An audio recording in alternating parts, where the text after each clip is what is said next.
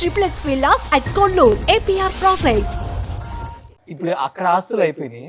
ఇప్పుడు హైదరాబాద్ లో ఉన్న ఆస్తుల మీద మీ మీద ఎక్కువ ట్రోల్స్ నడుస్తున్నాయి. మంచిదే కదా. మంచిదే. ఒక్కొక్క స్ట్రీట్ కి ఒక్కొక్క ఇల్లు కొనేశారు, ఒక్కొక్క ఏరియాకి ఒక్కొక్క ప్లేస్, ల్యాండ్స్.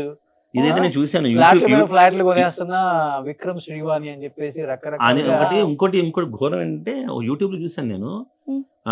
శ్రీవాణి మేడం అంత ఎంత సంపాదిస్తుందో తెలుసా నెలకి అని చెప్పి వాళ్ళ ఇన్ని వ్యూస్ వస్తాయి, ఇన్ని వ్యూస్ కి ఇంత వస్తుంది, ఇంత రెవెన్యూ వస్తుంది, సో వీళ్ళు ఇంత లక్షలు వస్తే బాగుండు. నిజంగా వాళ్ళ మాట నిజమైతే బాగుండు. బట్ అది మాత్రం నిజంగా బాగానే సంపాదిస్తాం, అంటే బాగానే వస్తుంది ఇన్కమ్.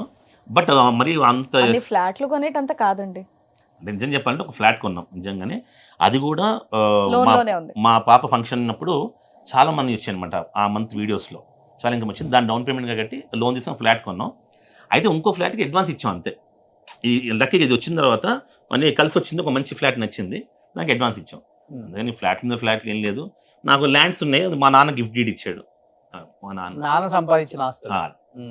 మేము సొంతంగా మెల్లమెల్లగా ఇప్పుడే సంపాదించుకుని దాచిపెట్టుకుంటున్నాం. నార్మల్ గా ఇప్పుడు డైలీ సీరియల్ ఆర్టిస్ట్ అనగానే ఎక్కువ పేమెంట్స్ ఏమి ఉండవండి. అవునండి. దానికి ఏంటంటే దాని తగ్గట్టుగా మేము హ్యాపీగా ఎంజాయ్ చేస్తూ వెళ్ళాం. రెగ్యులర్గా బిజీగా ఈవెంట్స్ చేసేవాళ్ళు, నేను బిజీగా ఉండేదాన్ని, అలా ఇది వెళ్ళిపోయింది. కొంచెం ఎక్కువ అమౌంట్ అనేది మాకు యూట్యూబ్ నుంచి డెఫినెట్గా వస్తుంది. అది మీ అందరికి నిజంగా స్పెషల్గా థ్యాంక్స్ తెలియజేసుకుంటాను. ఆ మాట కాదని అయితే నేను చెప్పను. డెఫినెట్గా మంచి ఇన్కమ్ వస్తుంది. అది ఎప్పటి వరకు ఉంటుంది అనేది తెలీదు, బట్ ఉన్నంత వరకు అదేం దీపం ఉండగానే ఇల్లు చెక్క దిద్దుకోవాలంటారు కదా.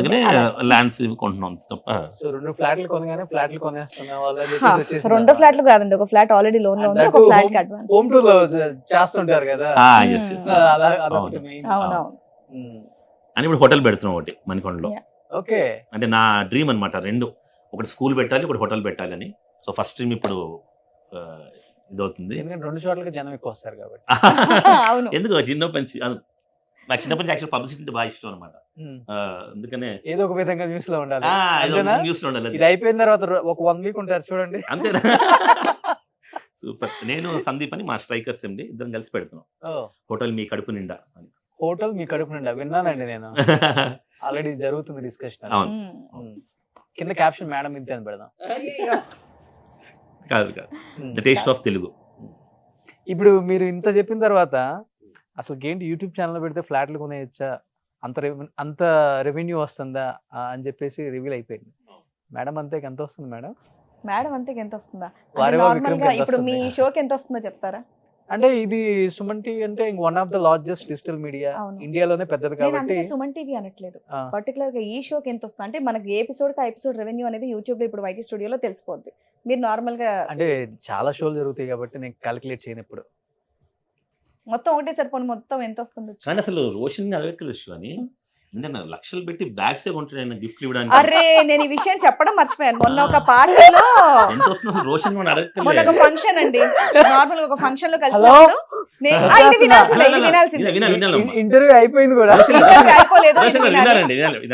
మొన్న ఒక ఫంక్షన్ లో నార్మల్ గా నా హ్యాండ్ బ్యాగ్ పెట్టాను నేను, వీళ్ళందరూ కూర్చొని ఉన్నాం. అప్పుడు రోషన్ గారు వచ్చి ఏంటి అక్కడ నాటా దగ్గర తీసుకున్నారంటే నేను ఇప్పటివరకు యూఎస్ వెళ్ళలేదండి అని చెప్పేసి అన్నా సింపుల్ గా.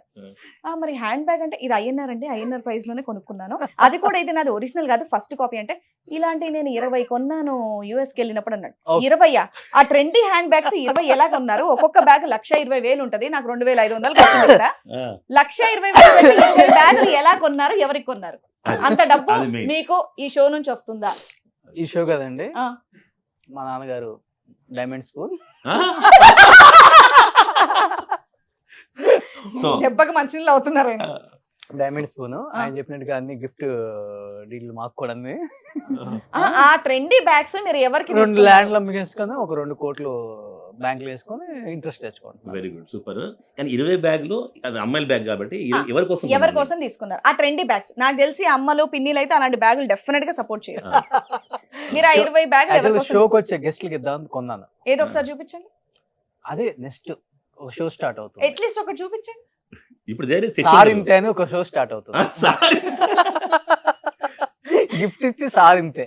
ఓకే. అవును, నేను మిమ్మల్ని క్వశ్చన్, మీకు మ్యారేజ్ అయిందా? అయింది. అరే మ్యారేజ్ అయిందా? అయింది. మరి మొన్న ఎవరో గర్ల్ ఫ్రెండ్ తీసుకొచ్చారు పార్టీకి? అమ్మాయి నా పెళ్లి కాక ముందు గర్ల్ ఫ్రెండ్. పెళ్లి కాకముందు గర్ల్ ఫ్రెండ్, ఈ పెళ్లి అయ్యాక కూడా కంటిన్యూ అవుతుంది. అదే దాన్నే ఉంది. విక్రమ్ గారికి కూడా ఉంది కదా, ఇద్దరు ఉన్నారు. అయ్యో లేరండి, ఆయన కూడా వచ్చారు ఆ రోజు. అయ్యో ఆ రోజు నేను కూడా ఉన్నానండి, కానీ ఆ రోజు మీ ఆవిడ లేదు, పక్కన ఉన్నారు. కానీ మీ ఆవిడ లేదండి. ఆయన ఇద్దరితో ఉన్నారు. వీడి న్యూస్ ఛానల్ ఇలా అనమాట, ఇలా జస్ట్ అడిగేసి రోషన్ గర్ల్ ఫ్రెండ్ ఉంది అంటే ఫస్ట్ వేసేస్తారు అంతే, అది నిజమా ఏముండదు, ఫస్ట్ వేసేస్తారు అంతే. రోషన్ కి గర్ల్ ఫ్రెండ్, పెళ్లి ఉండగా ఇంకో అమ్మాయి. బట్ దీని వల్ల బాగా బ్లేమ్ అయ్యారు కదా ఒకానొక కాకపోతే టైంలో. కానీ డెఫినెట్ గా అండి ఈ విషయంలో మన ఇండస్ట్రీ అనేది చాలా, ఎందుకంటే వాళ్ళతో కంటిన్యూస్ గా వర్క్ చేస్తున్నాను కాబట్టి నేనేంటనేది వాళ్ళకి తెలుసు తెలుసు. కాబట్టి నా వర్క్ అనేది అప్పటి నుంచి ఇప్పటి వరకు ఎక్కడ కూడా ఆగలేదు. నిజంగా సో ఏ తెలుగు 3 TV సీరియల్స్ అయితే ఇండస్ట్రీకి నేను కంటిన్యూ చేస్తున్నాను ఆ టైంలో. ఆ ఇష్యూ అయిన తర్వాత కూడా నేను అలాగే కంటిన్యూ చేస్తున్నాను. ఈయనప్పుడు ఒక పెద్ద ప్రోగ్రామ్ ప్రొడక్షన్ కూడా చేశారు, కేవ్ కబడ్డీ అని జెమిని టీవీలో. ఫీమేల్ 70 ఆర్టిస్టులు అందరూ 70 కూడా female artists. కబడ్డీ ఆడారు, అవును తెలుసు అది ఈయనే ప్రొడక్షన్ చేశారు. మా విక్రమ్ వర్క్ విక్రమ్ ఆర్ట్స్. ఎక్కడ ఆగలేదు. ఎక్కడ ఆగలేదు. అందుకే ఇండస్ట్రీ మాత్రం చాలా సపోర్ట్ చేసి అసలు కేర్ చేసేవాళ్ళు కాదనమాట. ఇలా న్యూస్ వచ్చిందంటే పోనీ మన సీరియల్ కి ఇది ఒకలాంటి పబ్లిసిటీ అనుకున్నారు, అంత వాళ్ళు అలా positive గా అనుకున్నారు. తీసుకున్నారు. ఆ ప్రొడ్యూసర్ అప్పుడు రామలం కదా, అది రాములం రామలం సీరియల్. ఓన్లీ మన సీరియల్ పబ్లిసిటీ, దీనివల్ల ఇంకొంచెం ఆడియన్స్ పెరిగారు, టీఆర్పీ పెరిగింది మనకి, అంతే ఆబ్వియస్ గా దాన్ని మనం యూజ్ చేసుకోవాలి.